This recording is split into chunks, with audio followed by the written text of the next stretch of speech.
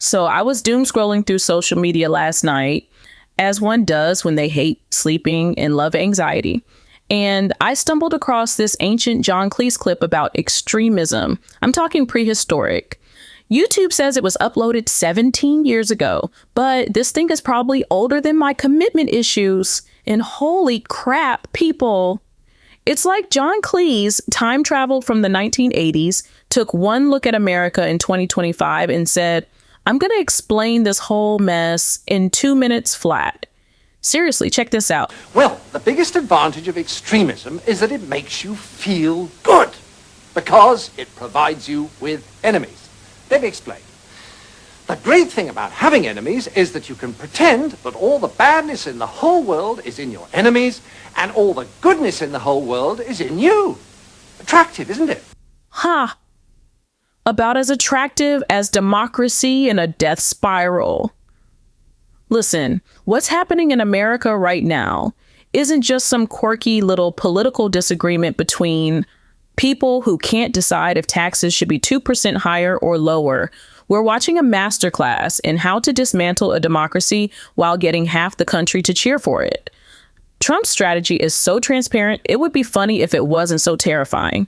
Going after unpopular groups first, classic authoritarian move, like literally textbook, chapter 1 in Dictatorship for Dummies. You start with the people nobody wants to defend, and by the time they come for you, there's nobody left to speak up. So, if you have a lot of anger and resentment in you anyway, and you therefore enjoy abusing people, then you can pretend that you're only doing it because these enemies of yours are such very bad persons. And that if it wasn't for them, you'd actually be good-natured and courteous and rational all the time. So, if you want to feel good, become an extremist. Okay, now you have a choice. If you join the hard left, they'll give you their list of authorized enemies. Almost all kinds of authority, especially the police. But here's the thing that makes me want to scream into my pillow every night. It's working.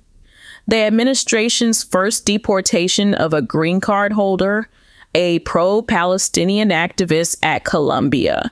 First group sent to Salvadoran prison, alleged gang members, alleged being the operative word, since they didn't bother with evidence or, trials. And when anyone questions whether this might be slightly illegal, the response is basically, oh, so you love terrorists and gangs? You want little girls to be murdered? You monster. Or, if you'd rather be an extremist on the hard right, no problem, fine, you still get a lovely list of enemies, only they're different ones. Noisy minority groups, unions, Russia, weirdos, demonstrators, welfare sponges, meddlesome clergy, peaceniks, the BBC, strikers, social workers, communists, and, of course, moderates. And upstart actors. I swear, it's like both sides are working from the same damn playbook. Take Trump's administration right now. They're targeting unpopular groups like pro-Palestinian activists and alleged gang members without evidence or trials. Classic right-wing extremism.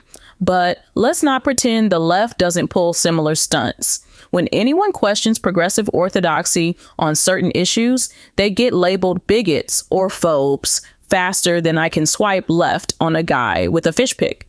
Both sides are turning disagreement into moral crimes.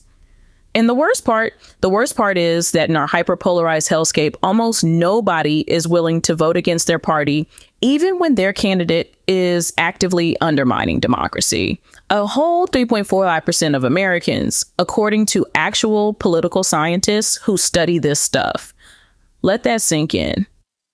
Less than 4% of us would put democratic principles above party loyalty. We're so busy hating the other side that we'll burn down the whole house just to make sure they don't get to sit in the comfy chair. Now, once you're armed with one of these super lists of enemies, you can be as nasty as you like and yet feel your behaviors morally justified. So you can strut around abusing people and telling them you could eat them for breakfast and still think of yourself as a champion of the truth, a fighter for the greater good, and not the rather sad paranoid schizoid that you really are. I moved from America to London thinking I might escape this madness, but honey, extremism is going global. The playbook is the same everywhere. Find the others, paint them as existential threats, and use that fear to justify tearing up the rule book. Look, I'm not saying we're living in 1930s Germany. We've got way better internet and significantly worse fashion. But the strategy, the demonization of outgroups, the with us or against us ultimatums, this isn't new. And pretending we're somehow immune to history's darkest chapters is exactly how we end up repeating them. So maybe, just maybe, next time someone tries to convince you that basic legal rights should only apply to people you like, remember this little John Cleese clip from the dawn of time. Because champion of truth and sad paranoid schizoid might just be two sides of the same extremist coin. And trust me, that coin, it doesn't buy democracy, it sells it.